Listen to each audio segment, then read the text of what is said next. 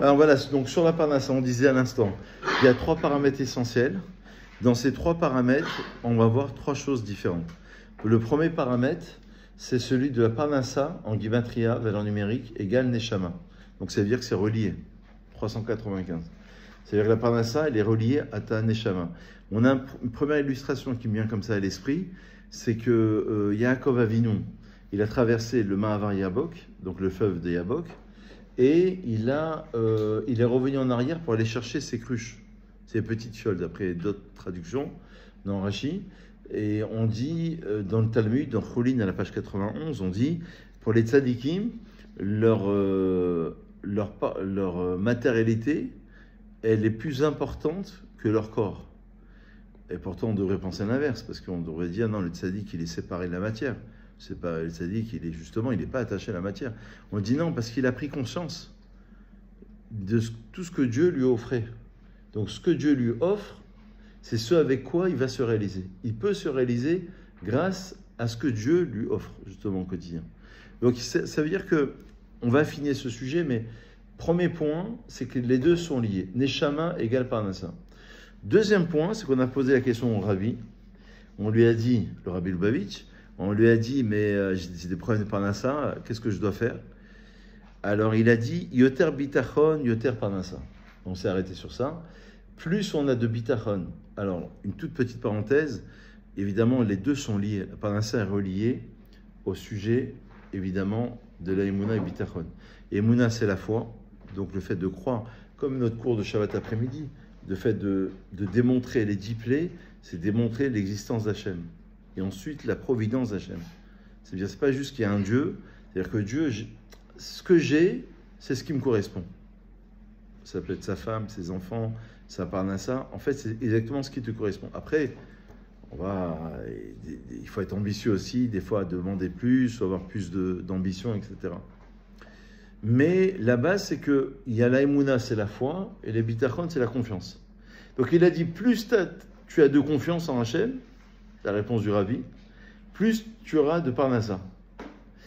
Donc ça veut dire que les deux sont liés. Ça veut dire que selon cette réponse-là, elle est extraordinaire. Ça veut dire que si j'écoutais un rave ces derniers jours qui avait fait un cours sur les peurs, sur les angoisses, et il disait que c'était, selon Rabbi Nachman de Breslev, c'est la base de toutes les difficultés, du Yetzer Hara. En fait, plus tu te fais d'angoisse, moins tu auras de parnassa. Inversement, plus tu t'en remets. En fait, ce que je vous dis, c'est pas moi, hein, c'est le roi David dans les Télim. Il dit comme ça: Asher al Hashem yavecha, veru yechal kelecha. Quand tu es en difficulté, tu n'as pas de solution, littéralement jette ton souci. Je dis jette parce que c'est la traduction littérale, vers Hachem. Tu le propulses vers Hachem, et lui, il va te nourrir. Donc en vérité, plus je développe la dimension Emouna et Bitachon, donc foi et confiance, plus j'ai de parnassa. Parce que je me remets à Hachem. Inversement, plus je me fais des soucis, plus je suis dans la peur, plus je suis dans l'angoisse, et plus je me crée des difficultés. Je vous cite un exemple simple. Est-ce que vous savez à partir de quand la maladie est évoquée dans le texte de la Torah? C'est une Gemara précise dans Bava Metzia qui parle de ça. À partir de quand on a la maladie qui intervient dans la Torah? Avec Yaakov, exactement. Et pourquoi avec Yaakov? Une question entre le début de la maladie pour marquer la vieillesse. C'est vrai. Mais la question reste, pourquoi avec Yaakov ça a démarré? Pourquoi pas avec Yitzhak? Pourquoi pas avec Abraham? Alors j'ai vu une explication simple, vraiment très simple. Bonsoir, ça va? Ah ben, ça va et vous, ça va? Eh ben, ça fait plaisir. Hazak. On va à l'essentiel ce soir, vous inquiétez pas. On s'est fixé 21h. Hein. Donc on va à l'essentiel. Quand il est 21h, tu me fais un petit clin d'œil. Moi je parle. Alors en vérité, c'est que Yaakov Avinu, Rabbi Nachman de Breslev, qui était l'arrière-petit-fils du Jonathan, du Baal Shem Tov. Lui, il a enseigné, il a dit, Yaakov Avinu s'est fait du souci. Sa fille, elle se fait violer. Terrible. Son frère, il veut le tuer. Terrible. On parle de Jacob et Jacob. Il pense que son fils est mort. Plus que terrible. D'accord 22 ans d'absence en pensant que... Donc, toutes ces angoisses lui ont provoqué la maladie. C'est ça l'explication. Allez-y, allez-y. Ah, vas-y. Réfléchissez entre-temps. Réfléchissez. L'explication la plus simple, c'est celle-ci. C'est-à-dire que, d'ailleurs, dans le texte, dans Vaïchi, à la fin de Bereshit, c'est marqué que Yaakov est tombé malade et qu'il a demandé à Joseph, son fils, de ne pas l'enterrer en Égypte, mais de l'enterrer en Eretz Israël. Il s'est fait des angoisses. Donc la réponse du rabbi, elle est claire. Plus, je referme la parenthèse, plus tu te fais des soucis, moins tu as de parnassa. Donc de subsistance. La parnassa, c'est subsistance, subvenir à ses besoins. Plus, inversement, tu développes ce bitachon de ces témoins en disant, écoute, moi je fais, évidemment, ça dépend de ma ishtadlut. Parce que là, on est en plein dedans. La ishtadlut, on se rappelle que c'est l'effort à produire. Je ne peux pas rester chez moi assis en disant ça va tomber. Ça, c'est pas possible. Il faut trouver un équilibre entre la confiance en Hachem. Citons un exemple simple. Je dois travailler 7 heures par jour. Dans cet exemple-là, si j'arrive à subvenir à mes besoins, si je travaille 6 heures, c'est de la paresse. Si je travaille 8 heures, c'est un manque de émouna. Parce que j'ai l'impression que ça dépend de moi.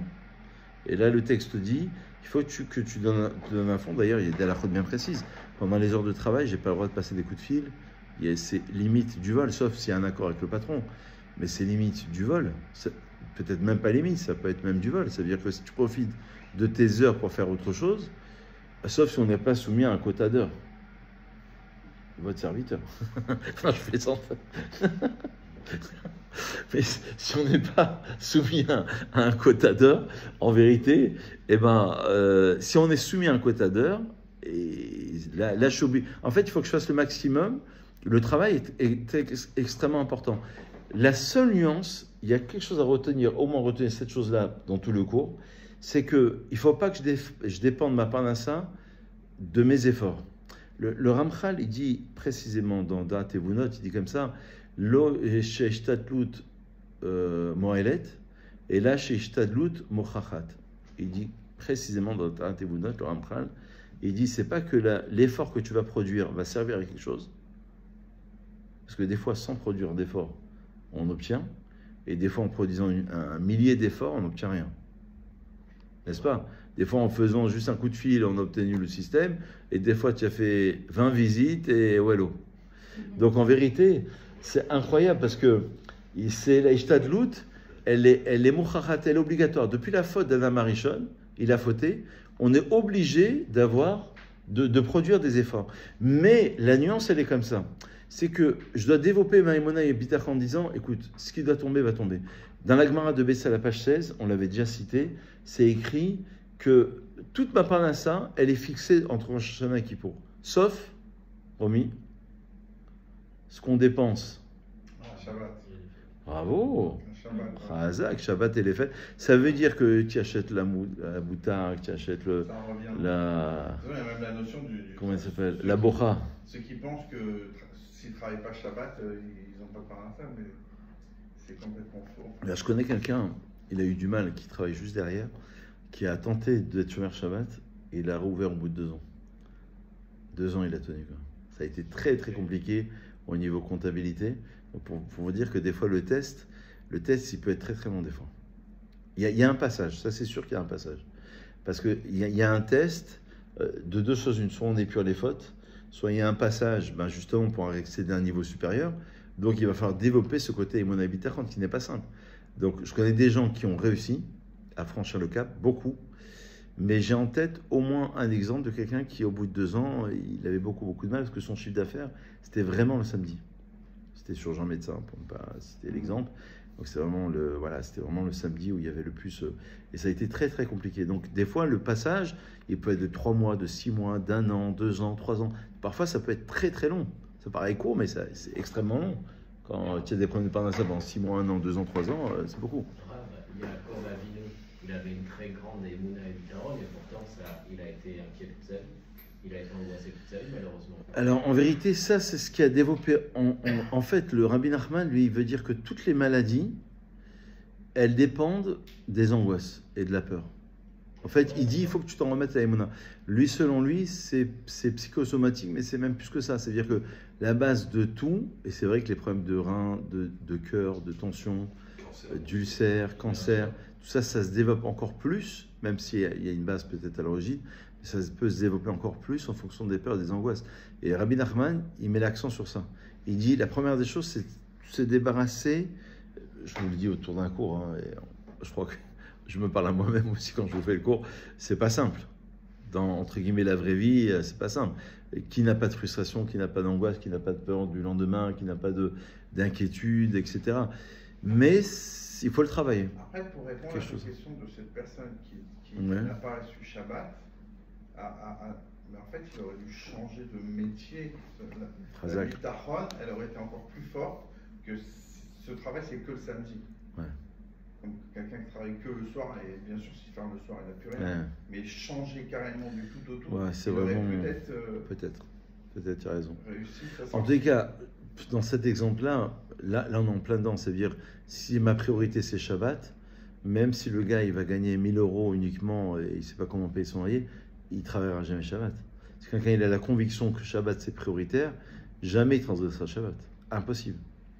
Donc en fait, c'est pas simple, mais alors quelle est la recette? La recette elle est simple, c'est de prendre des livres sur Emouna et Bitachon, il y en a par milliers aujourd'hui sur internet, des livres en français, développer Emouna et Bitachon, lire, étudier, et ça passe. Il faut attendre une semaine, un mois, 2 mois, il faut intégrer ces sujets, revenir dessus, revenir.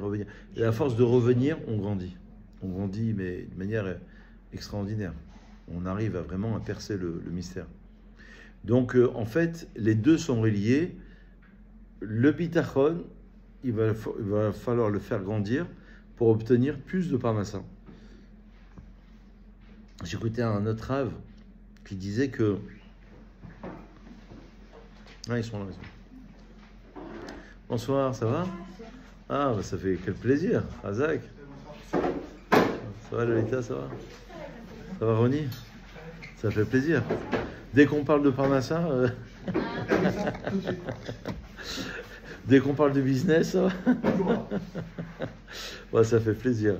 Ça fait plaisir. Comité restreint, mais un noble comité. Nous n'avons pas la quantité, nous avons la qualité exceptionnelle.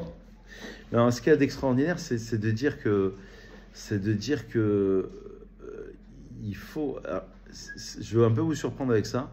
C'est que la Parnassa, ça dépend aussi du regard des autres. Donc là, ce qu'on disait à l'instant, c'est que plus on a de Emouna, plus de bitachon, ça veut dire on demande à quelqu'un de fermer son magasin Shabbat, c'est pas simple. Comme je citais l'exemple à l'instant, voilà. C'est pas... Donc il faut développer ce côté Emouna et bitachon en disant c'est Akadosh Baruch Hu qui fixe. Alors juste pour terminer, juste avant de passer à la seconde partie, c'est que dans la Gemara de Betsa, c'est marqué qu'entre Rosh Hashanah et Kippour, tout est fixé au centime près. Ce que je dois gagner. Sauf 2 choses. Les dépenses du Shabbat, donc là, à gogo, d'accord, à volonté. Plus tu dépenses... oui, j'arrive ce prochain. Je l'ai noté ici. Il ne faut pas que je l'oublie là, parce que sinon, je vais avoir des soucis. Donc... non, mais la femme, on le dit en rigolant, mais c'est très très important. C'est très important. Je pense à Révital d'ailleurs, que mercredi soir. Et en fait, là-bas c'est marqué, sauf 2 choses. Plus tu rajoutes pour Shabbat et les jours de fête, plus Hachem te rajoute, moins tu fais, moins tu auras. Et la deuxième chose, alors à part le Maaser, ça aussi je vais en parler. Là-bas dans la Gemara, c'est pas écrit comme ça, c'est écrit la dépense des écoles juives. Parce que c'est vrai que les gens me posent souvent la question, c'est vrai que ça coûte des fortunes les écoles juives. Donc quand vous avez 2 enfants, 3, 4, 5 enfants, c'est des budgets de fou. Des fois ça peut attendre 500 € par mois, 800 €, 1000 €. Des fois c'est vraiment des gros budgets. Donc c'est pas simple. Ça c'est vraiment... On retombe dans la Emouna Bitachon. Ah, on a le président avec Jocelyne. Mais quel plaisir. J'aurais dû rester dans la Sina. Comme on n'était pas nombreux, je me suis mis ici dans la salle. Razak. Eh ben, on a le président. C'est la Parnassa. Eh ben, kol hakavod. Hazak Maurice. Kol hakavod, hein. Ça fait plaisir. Pour la réfoua chez les mains, on fait le cours pour Sarah Bat Esther, Be'ezrat Hashem, Sharon, qui est une grande réfoua chez les mains, si Dieu veut, et Hashem, il va nous aider dans ce processus, si Dieu veut. Eh ben, Hazak ou Baruch. Un jour de pluie, c'est pas évident, hein, de se déplacer le soir, c'est des efforts. Donc en fait, c'est marqué pour le Shabbat, plus tu rajoutes, plus Hachem il te rajoute, et pour les écoles juives. Et c'est vrai que les écoles juives, ça coûte une fortune, comme je le disais à l'instant. Celui qui a 2, 3, 4, 5 enfants, c'est des gros budgets. Mais il ne faut pas calculer. Et là, j'ai une petite pensée pour mon père, parce que quand je me suis marié, mon père il me disait toujours, les Nishmato Moshe ben Arav Pinchas, il disait, avec ta femme, ne calcule pas. Et c'est vrai. On a tendance à calculer parce que c'est normal. Tu as tant de budget, donc c'est compliqué. Et c'est vrai qu'avec le recul, je me suis rendu compte combien c'était vrai de dire qu'il fallait dépenser. Et c'est parce que la Parnassa, bon, enfin je n'ai trop de monde, mais la Parnassa, ça dépend de la femme en fait. En fait, la Parnassa, elle passe par la femme. C'est le Kéli. En fait, la bracha de la maison, c'est la femme. Maintenant, je vais vous surprendre, c'est ce que je voulais rajouter, un petit peu, parce que j'écoutais un rave l'autre jour qui disait que ça dépendait aussi, la parnassa, donc la subsistance, les moyens de pouvoir subvenir à ses besoins, ça dépend du regard des autres. Alors ça, c'est un peu surprenant comme idée. En fait, c'est un rave d'Esther qui l'argumente, qui dit la chose suivante.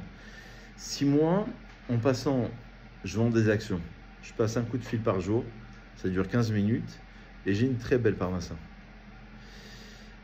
Simplement, les gens risquent de s'interroger. Alors vous allez me dire, bon, c'est ma vie, c'est pas la vie des gens, c'est vrai.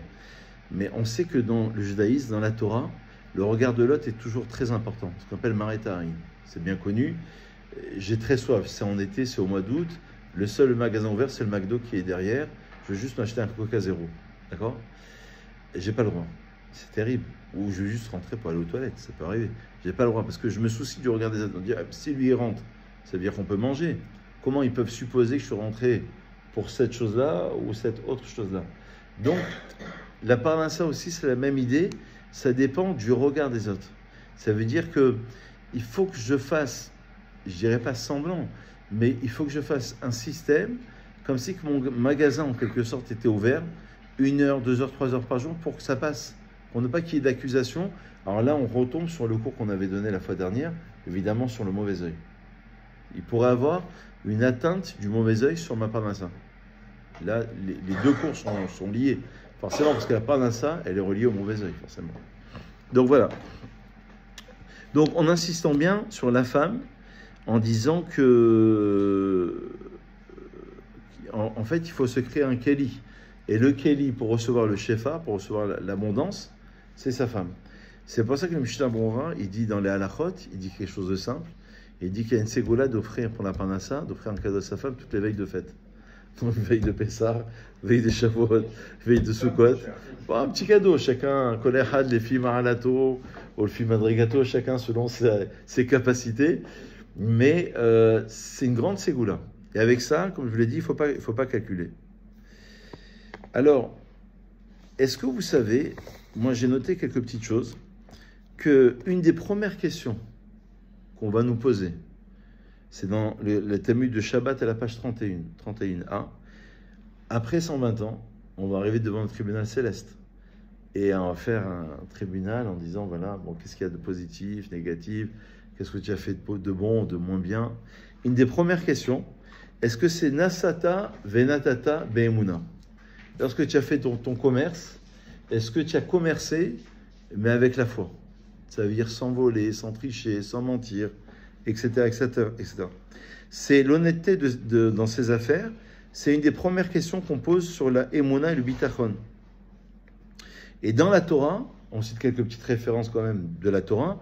Dans Vaïkra chapitre 19, verset 36, là-bas c'est marqué « Ayez des balances exactes ». Vous savez qu'il y avait les poids, il ne faut pas qu'il y ait 2 poids 2 mesures.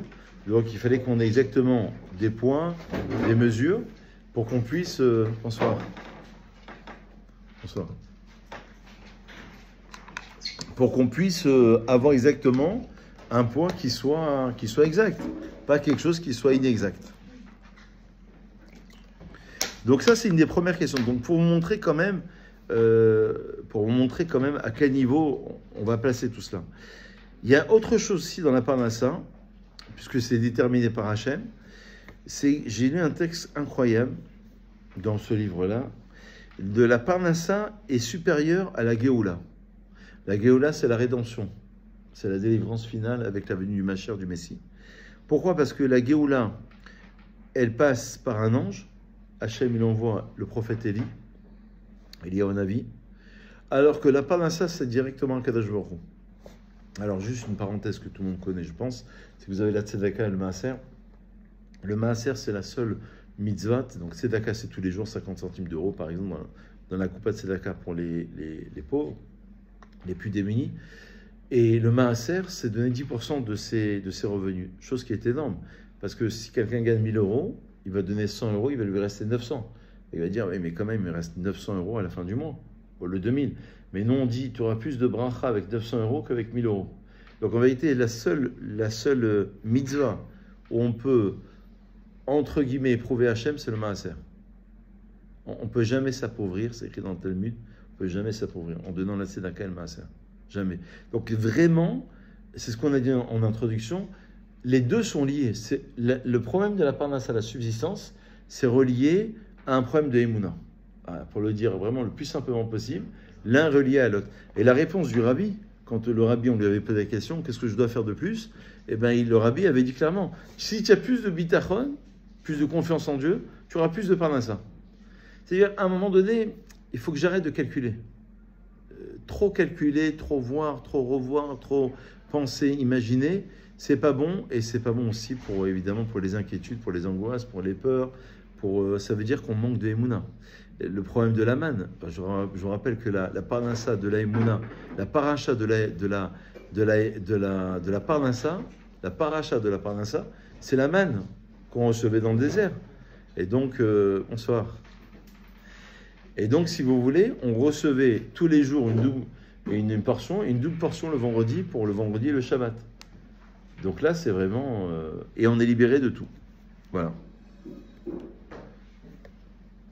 Alors justement, sur ce sujet, j'ai vu un texte qui disait qu'il faut abandonner toutes les manœuvres, c'est un petit peu ce qu'on disait à l'instant, que tu utilises dans tes affaires et te conduire avec droiture. Il faut savoir que dans la Kabbalah, c'est peut-être un peu compliqué, mais juste une idée comme ça qu'on peut retenir facilement, il faut savoir qu'on croit en la notion de Gilgul. Le Gilgul, c'est la réincarnation. L'âme, elle peut revenir plusieurs fois pour réparer des choses dans une autre vie, où on n'a pas pu faire tel mitzvot dans une autre vie, donc on revient sur Terre. Et à cause de cela, si on a volé, on peut revenir Begilgul aussi. La réincarnation existe. Donc c'est pour ça que les maîtres du Talmud nous disent que malheureusement, l'homme n'est jamais satisfait de ce qu'il va avoir. Donc en fait, ce que Dieu va t'envoyer en termes de subsistance, c'est exactement ce qui te correspond. Le Rav Dessler, il lui relève ce sujet en disant que le véritable équilibre à trouver, on a commencé à en parler tout à l'heure, il est compliqué parce que si je travaille trop, je n'ai pas besoin de travailler 12 heures par jour non plus. Donc ça veut dire que c'est un manque de Emouna, c'est-à-dire j'estime que c'est grâce à moi. Si je ne travaille pas assez, c'est pas bon, c'est du laxisme, c'est de la paresse, donc je ne peux pas subvenir à mes besoins. Le plus dur, chacun devrait faire une introspection sur sa vie personnelle en essayant de savoir, trouver le juste milieu. Et comme on sait que le juste milieu est compliqué à trouver dans la vie, pas toujours le bon équilibre est toujours, il faut toute une vie et on est passé parfois à côté, c'est pas toujours évident, c'est trouver l'équilibre dans la vie entre l'effort que je dois produire avec la parnassa que je vais obtenir d'Hachem. Mais ce qui est fixé est fixé. Et ce que j'ai gagné parce que j'ai trompé, j'ai rusé, j'ai volé, etc., etc. Tout ça, il n'y a pas de bracha. Tout ça, il n'y a pas de bracha. C'est-à-dire, ça va ressortir. Un jour ou l'autre, ça va ressortir. Donc, évidemment, ça résume un petit peu tout. C'est pour ça qu'on est au cœur même, dans ce sujet. On disait que Parnassa, la guématria de Parnassa, 395, est égale à la guématria de Neshama. C'est un petit peu ce rapport-là. La Neshama, c'est l'âme. C'est-à-dire, ce que Dieu me donne comme kelim, comme moyen, eh ben, ce sont à travers ces moyens-là que j'arrive à me réaliser. Donc, j'arrive à construire ma Neshama. Ça ne veut pas dire que je ne dois pas être ambitieux. Ça aussi, c'est le deuxième point qui est un petit peu compliqué. Parce que vous pourriez me rétorquer en disant, mais attendez, j'ai le droit d'être ambitieux. Bien sûr que tu as le droit d'être ambitieux. Il n'y a aucun problème. Mais il ne faut pas que ça enlève la émouna et le bitachon. On peut grandir dans un poste, on peut monter dans un... Il n'y a pas de problème. On peut demander, on peut... Dans notre filote, on demande. Certains disent qu'il faut demander en étant précis. Ce qu'on voyait mercredi soir dernier. Il faut être un peu plus précis dans ses demandes. Il n'y a pas de problème. Mais il ne faut pas que ça enlève ma croyance et mon attachement à Dieu. Et cet équilibre-là, je crois que c'est le plus difficile. Vraiment le plus difficile. D'un côté, je dois produire des efforts, je dois produire le travail. Le travail est obligatoire depuis la faute d'Adam Arishon. Et d'un autre côté, je m'en remets totalement à Hachem. Ça veut dire, encore une fois, comme le disait le Ramchal dans Darat Evunot, Lo shaishtadlut morelet et là shaishtadlut mochachat. Donc c'est pas parce que tu as fait cet effort que tu as obtenu, c'est parce que tu étais obligé, depuis la faute d'Adam Arishon, tu es obligé de travailler. Après, ce qui est réservé est réservé. Mais après, rien ne t'empêche de demander. Rien ne t'empêche de t'investir. Au contraire, il faut s'investir, il faut demander, il faut rechercher. Mais il ne faut pas que ça empiète sur ma émouna et bitachon. En fait, il faut que je m'en remette totalement à Hachem. Compliqué, hein. Dans la vraie vie, c'est compliqué. Dans un cours, c'est facile. Dans la vraie vie, c'est compliqué. Parce que tu vas t'investir, forcément. Et donc, tu vas dire, tu vois, j'ai bien parlé, tu vois, des fois, l'affaire, elle se conclut en 3 secondes au téléphone, et des fois, 3 mois après, tu as le même problème, et tu n'as rien résolu. Donc, ça veut dire qu'il y a des choses qui nous dépassent totalement. Plus que cela, rappelez-vous qu'on avait fait un cours sur le libre arbitre, pour affiner, pour approfondir un peu ce sujet. On avait dit la chose suivante, la fois dernière, on avait dit que ce pourquoi on est venu, on ne peut pas le changer. Donc, ça va être un peu triste, ce que je vais vous annoncer, mais si quelqu'un, son tikkun, c'est d'être pauvre, il fera toutes les prières du monde, il restera pauvre. Et l'autre, si son tikkun, c'est d'être riche, il fera toutes les prières du monde, il restera riche. Il ne pourra pas changer. Et comme on ne sait pas ce pourquoi on est venu, c'est pour ça qu'on prie. Mais profondément, si mon tikkun neshama, c'est ça, eh ben c'est mon passage. C'est justement, c'est ce pourquoi je suis venu. Donc je peux changer tous les paramètres. Vous vous rappelez de ce Rav Dessler? On avait déjà expliqué ça, sur le libre arbitre. Ça veut dire que j'ai le libre arbitre, mais qui reste relatif, parce que tout ce qui est autour, je pourrais le changer. Ça veut dire d'habiter à Nice, ou à Paris, ou à Tel Aviv. C'est pas très grave. C'est des enjeux qui sont pas très graves. Par contre, le fond, tu peux pas le changer parce que tu es venu pour ça. Mais comme on ne sait pas pourquoi on est venu, donc on va prier, donc on va espérer, et il faut espérer. Maintenant, d'un autre côté, ça c'est le côté, la lecture un peu négative. La lecture un peu positive, c'est que puisqu'on dit En Mazal et Israël, il n'y a pas de Mazal pour Israël, donc je peux toujours changer. Grâce à un grand scout, j'ai fait une grande mitzvah, je peux changer de Neshama. Le Harizal, il dit, celui qui se met en colère, il perd sa Neshama. Des fois, tu fais une grande mitzvah incroyable, extraordinaire, tu as rapproché un juif à la Torah, par exemple, tu as fait quelque chose vraiment de bien, et ben tu peux acquérir un degré de Neshama supérieur, donc avoir de nouveaux kelim. Et tout d'un coup, tu te dis, mais c'est incroyable. Du jour au lendemain, la personne, elle a changé. Oui, parce que son mazal n'est pas figé. Son dessin n'est pas figé. Il pourra toujours le faire évoluer. C'est un peu paradoxal. Hein. C'est-à-dire, d'un côté, il y a le côté un peu...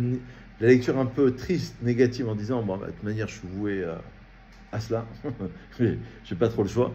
Et d'un autre côté, la lecture positive, et qui est vraie aussi, et les deux sont vrais, c'est de dire non, pas du tout. Tu vas faire quelque chose. Regardez, pour argumenter, la Gemara dans Chagiga, la page 16, elle dit comme ça. Elle dit que Rabbi Meir Balanes, il avait son maître qui était devenu renégat, Elisha ben Abouya, Acher, on l'appelait Acher l'autre. Et pourquoi il était renégat? Pour plein de raisons. Il faudrait faire tout un cours dessus. Et à un moment donné, il entend une voix céleste qui dit tout le monde peut faire teshuva sauf Acher. Sauf Acher. Lui, il n'a pas le droit. Elisha ben Avouya, qui était quand même le maître de Rabbi Meir Balanès, c'est un des grands maîtres des Tanaïm de l'époque du Talmud. Incroyable, incommensurable. Le maître de Rabbi Meir. Imaginez-vous. Et les Tosfot disent là-bas, ça ne veut pas dire qu'il n'aurait pas pu faire Teshuva. Ça veut dire que pour lui, comme sa faute, elle était grandiose, il aurait dû faire énormément d'efforts pour pouvoir y arriver. Et il serait arrivé quand même. Ça veut dire que, d'après les lectures des Tosfot dans la Gemara, il faut comprendre peut-être la chose suivante, que oui, effectivement, je peux changer mon mazal. Je fais quelque chose de grandiose. Je peux peut-être le changer, le faire évoluer et le propulser en avant.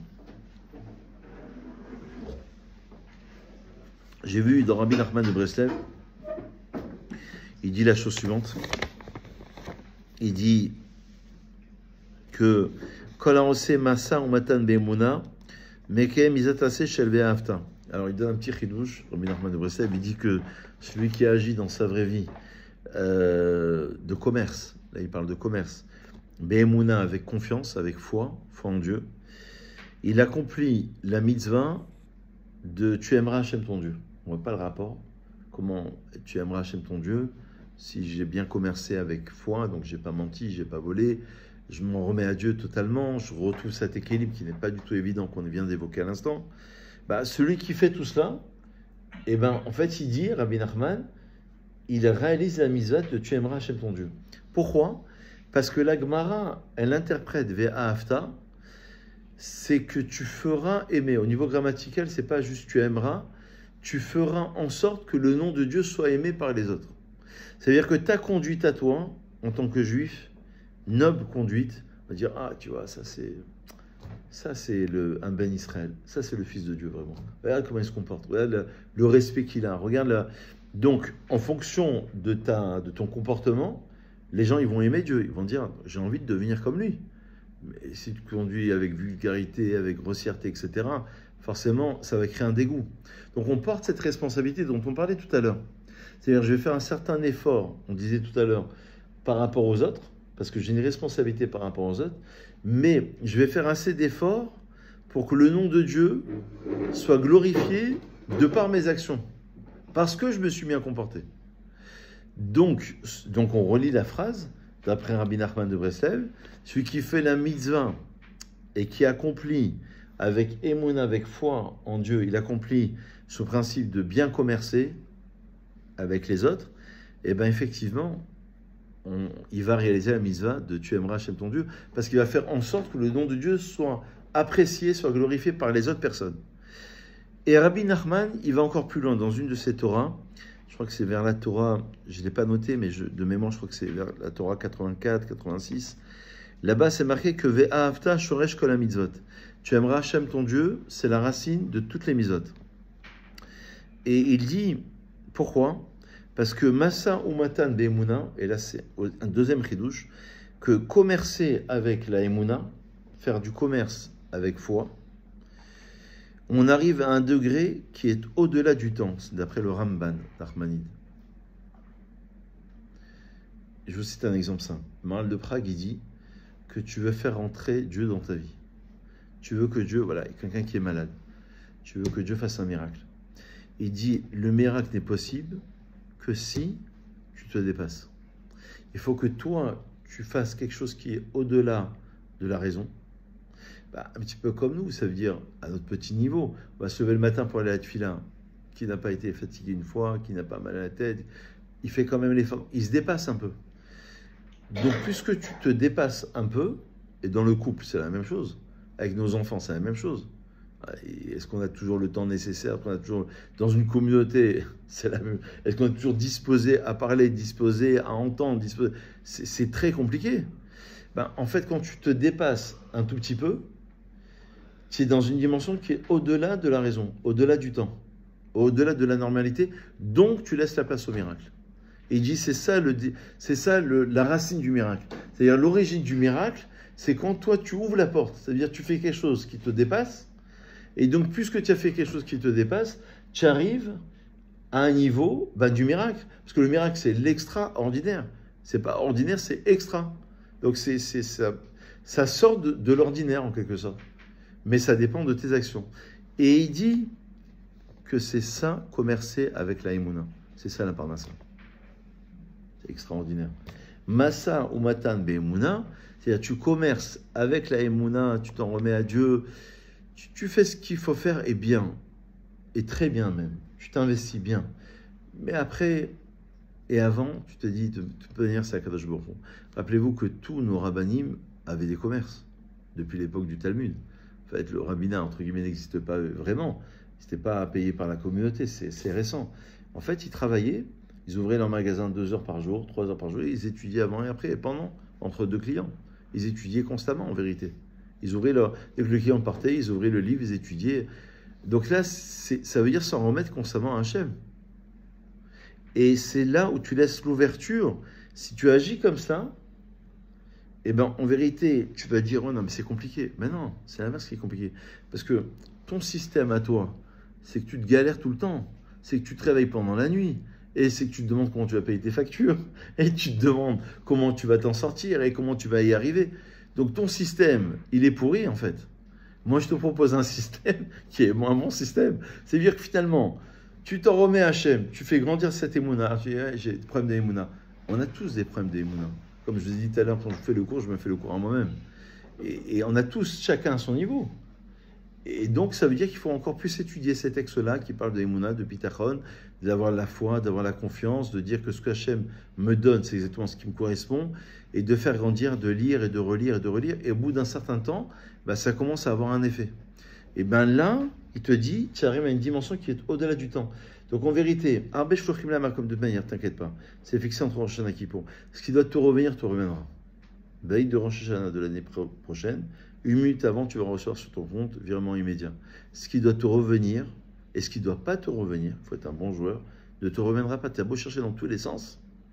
Rabban Mahashot Balevish. Oui. Ça vous dérange pas qu'on interagisse? Mais bien sûr. Bien sûr. Il faut au contraire, ça enrichit le cours, au contraire. Voilà.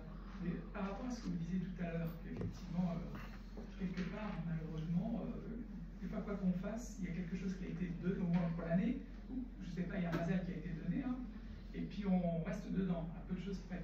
Et quand on voit, par exemple, et là, c'est par exemple Elon Musk, des fois, il fait des bêtises extraordinaires, et il fait que s'enrichir. À un moment donné, quand il a acheté Twitter, il a fait une grosse bêtise. Ouais. Voilà, il a espéré que ça capote, machin, etc. Et on lui a obligé à acheter le prix fort. Et ben ça l'a propulsé quoi. S'est écroulé avec ça. C'est sûr. À un moment donné, il dit lui-même, oh bah Tesla, c'est pas au prix, c'est beaucoup surcoté. Quel patron ferait ça?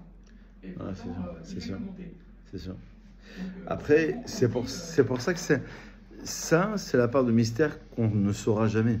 Ça veut dire qu'il y a des gens qui sont prévus, un petit peu ce que je disais tout à l'heure dans la lecture négative des choses, ça veut dire des gens qui sont prévus au bas de l'échelle et des gens qui sont prévus au sommet de l'échelle.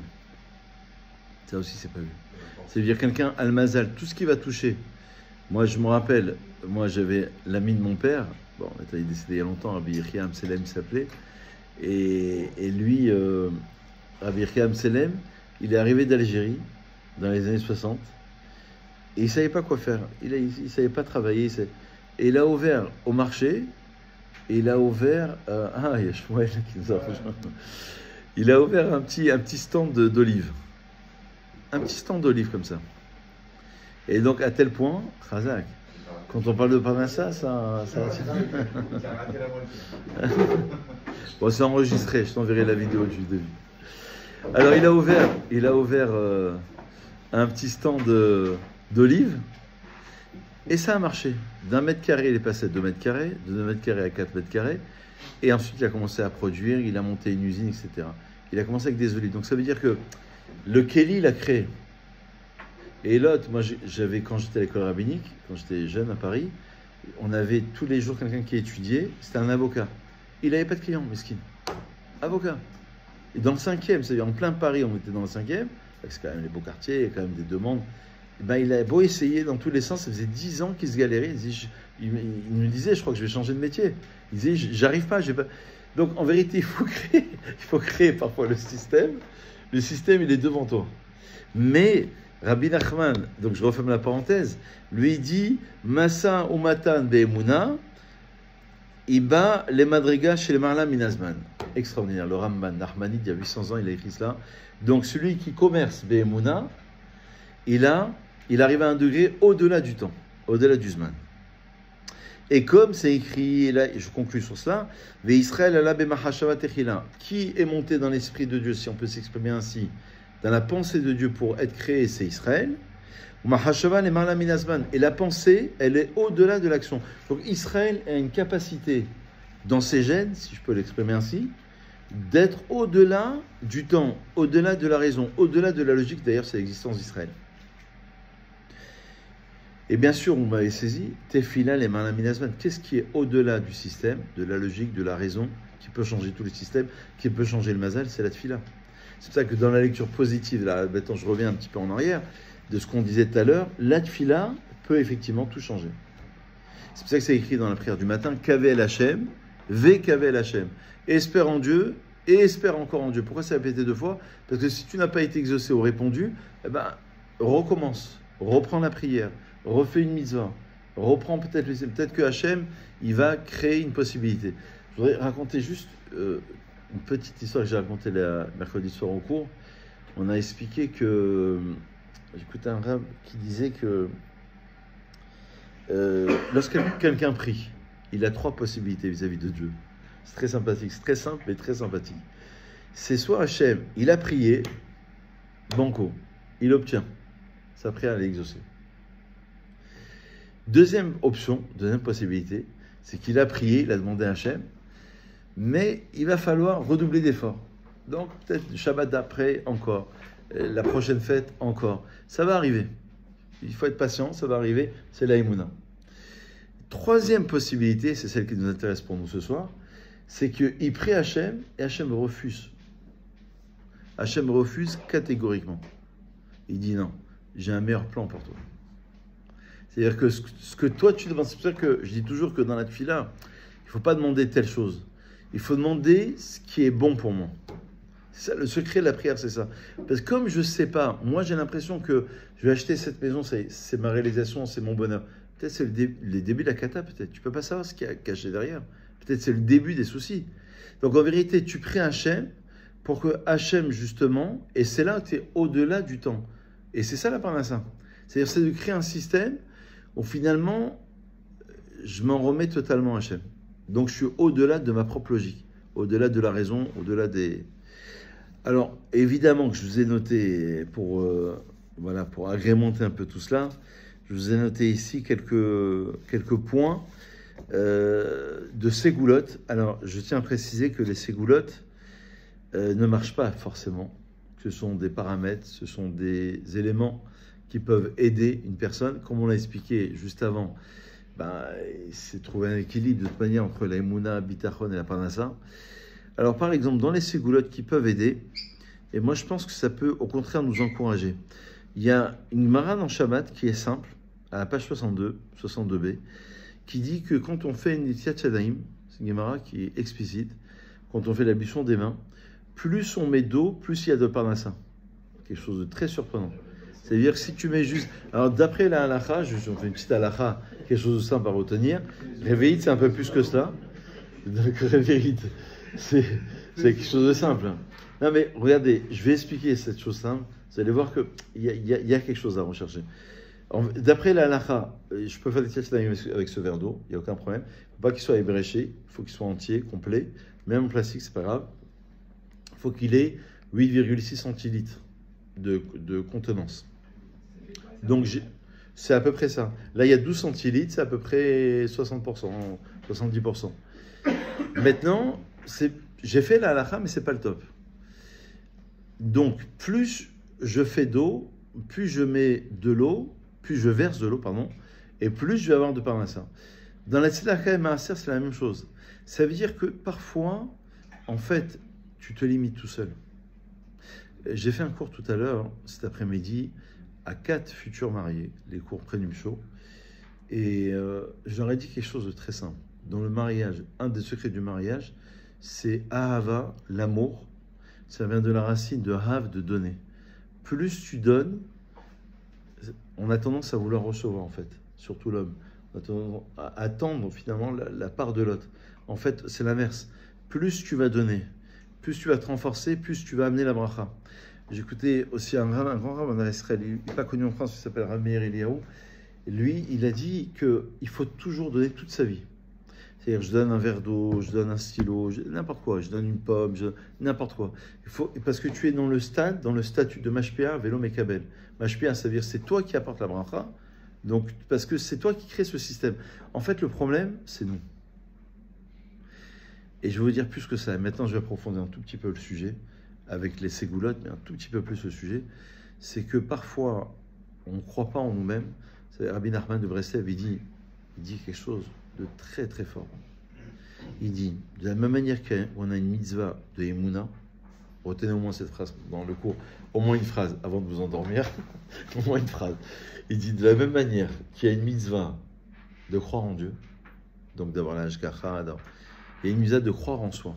Le problème, c'est que nous ne croyons pas en nous-mêmes. Ce que j'entends par là, c'est que je ne crois pas en moi-même que je peux devenir, que je peux être Shomer Shabbat, que je peux étudier tous les jours, que je me sens pas les capacités. Mais en fait, le problème, c'est toi. Donc toi, en fait, tu as des petites ambitions. Donc, tu as la réponse à ta question.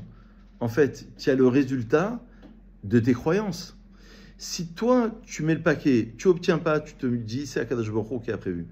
Mais si maintenant, tu te crées un système de Keili, de Mashpia, de donneur, où tu vas créer ce système, tu vas croire en ce système, tu crées un Keili pour obtenir un Parnassa. Et c'est ça, mettre de l'eau sur les mains. Puis sinon, ça ne veut rien dire. Je veux dire, à quoi je mets plus d'eau, j'ai plus de Parnassa.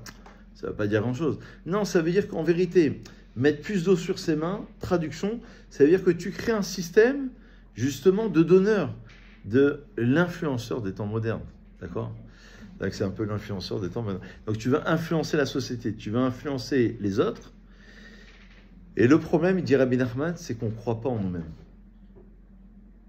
Regardez quelqu'un qui se met en colère tout le temps, qui est impulsif, il ne croit pas qu'il a la possibilité de pouvoir se calmer. Moi, j'ai connu des gens qui étaient extrêmement nerveux et qui, avec la Torah, se sont calmés. Alors, avec les années aussi. Mais avec la Torah, en fait, non, c'est vrai, avec les années, des fois, ça résonne un peu. Avec les années, on prend un peu. Mais avec la Torah aussi, ça relativise les choses. Parce qu'on se dit, de toute manière, c'est Kadosh Baruch Hu qui gère. De toute manière, il y a un Dieu qui est là, qui est juste. Il y a une justice. En fait, quand tu développes tout ça, tu te mets moins en colère. Donc, en vérité, il faut croire en soi, même sur ses midotes. Le couple, c'est la même chose. Les enfants, c'est la même chose. Etc., etc. En fait, le problème, c'est que de la même manière, d'après Rabbi Nachman, qu'on a une mitzvah de croire en Dieu, on a une mitzvah de croire en nous-mêmes. Il faut croire en soi-même, et c'est comme ça qu'on crée la parnassa. Après, on l'a dit tout à l'heure, je ne vais pas refaire le cours de ce qu'on a dit tout à l'heure. Après, des fois on obtient, des fois on n'obtient pas. C'est relié à son mazal. Et des fois, il faut faire une chose extraordinaire pour avoir une nouvelle parnassa, une nouvelle, entre guillemets, neshama, pour ouvrir. Et parfois, c'est son tikkun. On ne peut pas savoir. Son tikkun, c'est d'être comme ça. Donc, entre guillemets, c'est de se galérer. Il est venu pour aider les autres, il n'est pas venu pour lui-même. Mais alors, du coup, à la fin, qu'est-ce qu'il faut faire? Il n'y a rien à faire parce que de toute façon, il y a un mazal, ou il faut se bouger? Non, il faut se bouger. Dans tous les cas de figure, évidemment, il faut se bouger, il faut faire la tefila, il faut y croire. Mais la réponse du rabbi, j'ai commencé par le cours, vraiment par cette phrase. Le rabbi Lubavitch, il a résumé tout notre cours en 4 mots. En mamash, Yoter bitachon, yoter parnassa. Allez, tu peux repartir à la maison. Tu développes. Donc, traduction, on l'a dit tout à l'heure en début de cours. Tu développes ta émouna et ton bitachon, tu as plus de parnassa. Donc, lecture inverse. Plus tu te fais des soucis, plus tu te galères, plus tu penses, et tu t'en sors pas dans ce système parce que tu te fais du mal. Tu es en train... Vous savez, le problème, c'est que les gens qui tombent en dépression, en déprime, c'est très compliqué. Vous savez qu'il n'y a pas vraiment de médicaments pour sortir de ça. C'est des médicaments qui entretiennent, qui soulagent un peu. Mais c'est très compliqué. Une fois qu'on chute dans certaines maladies, c'est pratiquement à vie. Donc, et qui se crée ça? C'est l'homme. C'est ce que dit Rabbi Nachman de Breslev. Il dit c'est l'homme qui se crée en fait ce mal-être, ses soucis, ses peurs, ses angoisses. Et donc ça, malheureusement, ça enlève la parnassa. C'est exactement vrai parce qu'en fait, c'est où tu vas mettre ton curseur de la parnassa. C'est-à-dire que tu peux être heureux avec 1000 euros. Ouais. Tu peux être heureux avec 1 million. C'est important. Très important. Si tu arrives à être heureux avec 1000 euros, là tu vas pas être malade. Tu comprends ce que je veux dire? Si ton curseur Tu te C'est dis que très important ce je que ne tu vais dis. pas gagner, Razak. donc je ne vais pas être content parce que je ne vais pas être millionnaire. Mais il y a des gens avec 1500 € par mois, leurs enfants ils font des grandes études, ils mangent à Shabbat, ils sont heureux. Donc c'est ton curseur que tu dois accepter en fait, je pense. Ce point-là, il est essentiel. Ouais. Il est essentiel, je l'avais noté juste dans le point d'après. Moi, j'avais noté Pirkei Avot. Tu ne vas pas t'acheter une belle voiture, tu ne vas pas avoir le dernier iPhone, mais tu vas avoir la montre à la maison, tu vas avoir la smecha dans ta maison, tes enfants ils vont être tzadikim. Moi, je voudrais vous citer un exemple simple. Ça vaut tout. Ça va vous surprendre ce que je vais vous dire. Ils ont fait des études ces dernières années en Israël. Quelle est la ville? Ça va vous surprendre ce que je veux dire. Où on se sent le mieux. On est épanoui, on est en plein bonheur. Tout le monde a pensé Tel Aviv, Jéru, Natania, c'est Bnei Brak. Et Bnei Brak, les salaires moyens sont extrêmement bas. C'est des gens qui étudient, c'est des gens qui étudient toute la journée, dont leurs femmes, c'est le taux. Et ils sont les plus heureux au monde. Moi, je veux dire, moi je l'ai vécu, parce que j'ai étudié à l'Aïshiva, quand j'étais avec Stéban, quand j'étais en Israël aussi. Ça peut paraître des beaux discours pour... vu de l'extérieur, quand on l'a pas vécu, on se dit, ouais, c'est pour faire bien, c'est pour dire que le monde religieux est bien. Je peux vous dire, quand vous le vivez de l'intérieur, vous voyez que ces gens-là, ils sont vraiment heureux. Sans partir en vacances, sans voiture, sans iPhone. En fait, ils sont détachés du monde de la matière. En fait, ils ont compris le vrai sens de la vie. Et ce que tu dis, c'est mamash, c'est Ikari dans le cours de ce soir. C'est vraiment essentiel, essentiel. Parce que moi, je l'avais noté sous une autre forme. Je l'avais noté comme ça, dans les Pirkei Avot, Ezeo Hashir à sa mère Mereko. Ça revient un peu au même. Quel est l'homme riche? Celui qui est heureux de sa propre part. Le problème, c'est que, en fait, on confond l'ambition avec la non-satiété. C'est-à-dire que tu n'es jamais rassasié. C'est-à-dire que ta femme, elle a beau te donner, te donner, te donner, et tu es toujours en manque, en quelque sorte. Donc, à un moment donné, tu es obligé de créer ce système, de te dire, ce que Dieu m'a donné, j'ai la parnassa avec, j'ai la bracha avec. Mais, pour répondre à votre question, vous avez raison. Ça ne nous empêche pas d'y croire profondément, de faire des tfilotes, et de faire, comme on va le dire, des ségoulottes. Encore une fois, une ségoula, c'est un élément extérieur. Mais d'abord, c'est la remise en cause. Comme les gens qui me disent, ouais, mais il y a un problème à la maison, alors il faut rechercher, vérifier les mezuzot, vérifier la ketouba, ça est bien écrite, etc. D'accord. Ou les téphilines, d'accord. Mais après, il y a une introspection. C'est-à-dire, se créer, encore une fois, une bracha, c'est l'homme qui se crée sa bracha. Et si l'homme s'empêche de cette bracha, eh ben, malheureusement, il est voué à l'échec. Parce que c'est lui-même qui est le responsable. Parce qu'il n'a pas créé tout le système. Dans les choses faciles à retenir, il y a le Tehillim 4 à réciter 3 fois avant le lever du soleil. Alors, je passe un petit peu. Le Kaf HaChaim, qui était un des grands maîtres d'Israël au 19e siècle, à peu près, il dit là-bas dans la halachot, il dit qu'il y a une mitzvah de terminer Shabbat plus tard. Vous savez pourquoi? Parce que, alors là aussi, il faut donner un sens à tout cela. Parce qu'en fait, Shabbat, c'est le Kodesh, c'est la sainteté, ne travaille pas. Et la semaine, c'est le profane. Quand tu termines, Shabbat, il finit à 18h. Tu termines ton Shabbat à 18h05, 18h10. Ça veut dire que tu amènes une bracha, parce que nous, on a pour considération, toute petite parenthèse, que la bracha de la semaine, c'est Shabbat. Quand vous allez chez les kabbalistes, ils prient énormément vendredi soir. Et ils disent que la bracha de toute la semaine, c'est vendredi soir. Shabbat aussi, mais essentiellement vendredi soir. Vendredi soir, c'est l'ouverture de tout le shofar de la semaine. Donc, en fonction de ton Shabbat, tu auras une parnassa dans la semaine, en fonction de ce qui se passe. Et donc, forcément, quand tu débordes du Kodesh sur le Chol, eh ben, en vérité, tu apportes de la bracha, de la Kedusha dans la semaine. Donc, tu provoques la bracha. Mais ça revient à ce qu'on a dit il y a 2 secondes. C'est la même chose, on n'a pas changé de sujet. C'est-à-dire, c'est l'homme qui crée ce système d'obtenir une parnassa supplémentaire.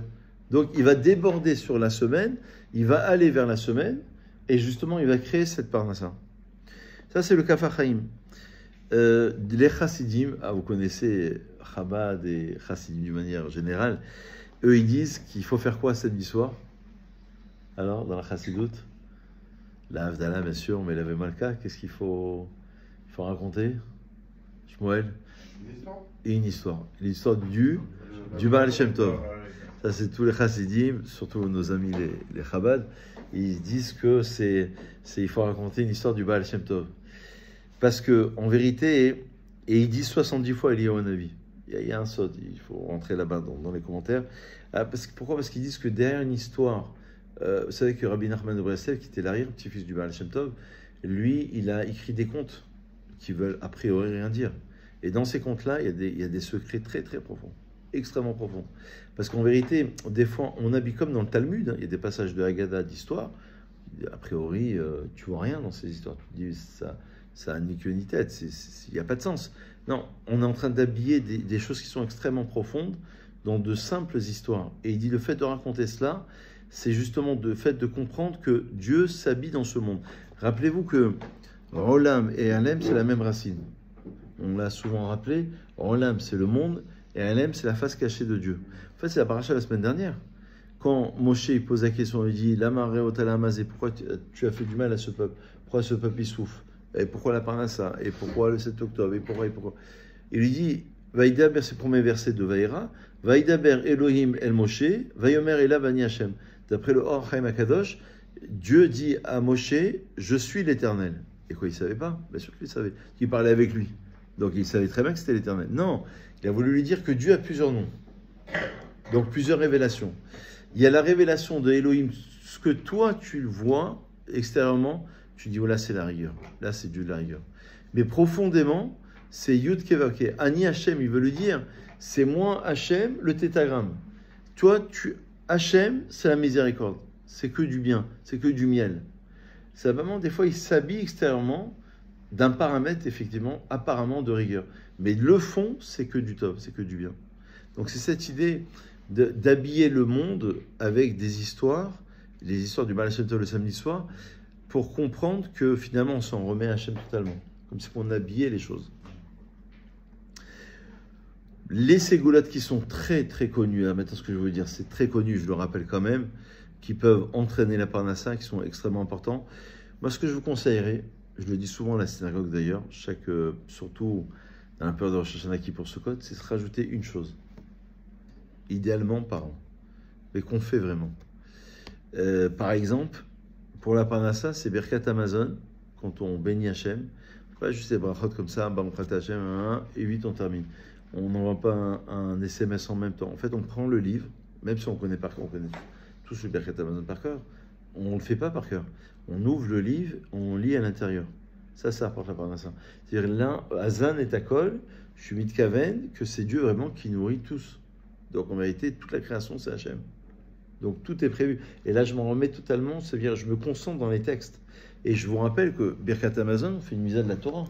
Parce que c'est une misa de la Torah. Tu mangeras, tu te rassasiras et tu béniras Hachem. Les choses qui sont les très très connues, je le rappelle quand même, c'est le maaser. On l'a dit tout à l'heure. Plus tu donnes de maaser, et plus tu reçois de bracha. Et moins tu donnes, moins tu as de bracha. Donc c'est simple. Plus tu donnes pour Shabbat, plus tu as de bracha, et inversement. Plus tu donnes pour l'éducation de tes enfants, il n'y a pas de calcul à faire. L'éducation de ses enfants, il faut faire le maximum. Et plus tu as de bracha. Il y a trois autres choses encore qui sont dans les ségoulottes. Il y a la kétoret. La kétoret, c'est lire les textes que nous lisons avant la prière de l'après-midi, le matin aussi. Et kétoret, c'est marqué, c'est ma'achir. Ça apporte la richesse, donc la lecture. Et il y en a qui l'écrivent d'ailleurs sur un parchemin, n'est-ce pas? Et ça apporte la bracha dans la maison. Igret à Ramban, je vous rappelle que dans les livres de prière, à la fin de la prière du matin, il y a la lettre que le Ramban Nachmanide a envoyée à son fils lorsqu'il était en Catalogne. Et là-bas, c'est écrit que Shema Mezni Beni Moussa Avicha, écoute mon fils, le Moussa, l'éthique de ton père, et ne te détourne pas de la Torah de ta mère. Et là-bas, il donne toutes les indications de se comporter, de ne pas se mettre en colère, d'avoir la modestie. Il dit celui qui lit ce texte-là, idéalement une fois par jour, mais au moins une fois par semaine, il est protégé. Tout ce que tu demanderas sera accepté. Donc ça peut être une ségoula, évidemment. C'est un texte relativement facile, parce qu'on met 3, 4, 5 minutes pour le lire. Donc c'est pas très très compliqué. Yigret à Ramban, c'est la lettre de Nachmanide que Nachmanide a envoyée, c'est la fin de la prière du matin, que Nachmanide a envoyée à son fils. Et enfin, le dernier point que j'ai noté, bien après il y en a plein d'autres, hein, c'est le repas de Melavé Malka. Là-bas, c'est indiqué aussi. C'est la même idée, c'est-à-dire on déborde le Shabbat sur la semaine, on raccompagne la reine du Shabbat Donc, puisque toi, tu as honoré Hachem, j'ai écouté un grand tzaddik actuellement qui s'appelle le Yenouka. Je ne sais pas si vous connaissez, qui est très très connu en Israël. C'est un jeune tzaddik comme ça. Et lui, il a dit, si tu veux, il a dit quelque chose de très simple, tu veux avoir une nouvelle maison, tu rêves d'avoir une nouvelle maison, de t'installer, d'avoir... Voilà. Il dit, il faut que tu fasses tikkun chatzot. Tu pries pour la maison de Dieu, troisième temple. C'est-à-dire, en fait, c'est le même sujet. Pourquoi? Parce que plus je m'investis dans un système, plus normalement j'obtiens quelque chose. Je ne le fais pas dans ce sens-là. Je le fais dans le sens de relever la shrina, relever la présence divine, prier pour Hachem. Je le fais dans un sens qui est noble, qui est pur. Mais en vérité, c'est ce sens-là qui va provoquer. Voilà en quelques mots. J'étais à l'essentiel. Voilà, c'est ce que je voulais vous dire ce soir. Voilà, j'étais vraiment... Donc, juste pour la conclusion, on revient à notre introduction. C'est qu'en vérité, la parnassa, avec tout ce qu'on a dit, évidemment, égale la neshama. Parce que ce qu'on te donne de faire, ce sont ces moyens-là qui correspondent à ton degré de neshama. Ton degré de neshama. Donc, c'est pour ça que dans la prière, par exemple, il y a une dernière indication peut-être, de la prière de Shema Kolenu dans la Hamida, que Dieu écoute nos prières, on peut rajouter une prière personnelle, une guérison, une parnassa ou autre chose. Et ça, c'est une manière de s'ouvrir justement. On va s'ouvrir vers un autre objectif. Regardez, prenez un exemple simple. Ça, je vous l'ai dit en conclusion, un exemple simple. Toutes nos institutions, des communautaires, les écoles juives, les yeshivot, ça relève du miracle. Le Rav, il a raconté hier, le Rav Kahanman, qui était le Rosh Yeshiva de Ponyovitch. C'est incroyable cette histoire. Il est sorti, donc il y avait une très grande yeshiva en Europe de l'Est. C'est la plus grande yeshiva du monde et c'est des milliers d'étudiants. Et il est arrivé à Bnei Brak après-guerre. Et il a dit, j'ai un rêve, c'est de construire là, avec telle phrase, je ne sais plus c'est quoi le nom de la phrase, une grande yeshiva. Il a eu ce rêve. Et Dieu lui a donné cette possibilité.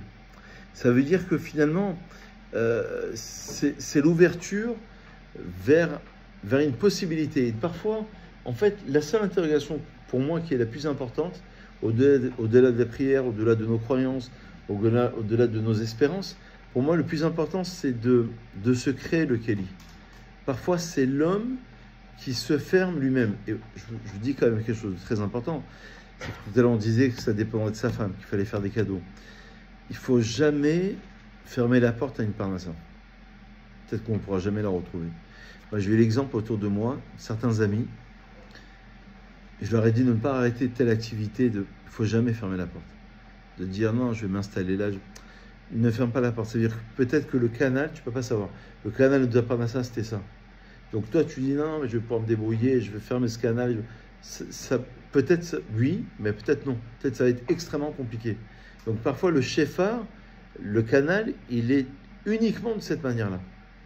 Donc là, on est en plein Emouna Bitachon.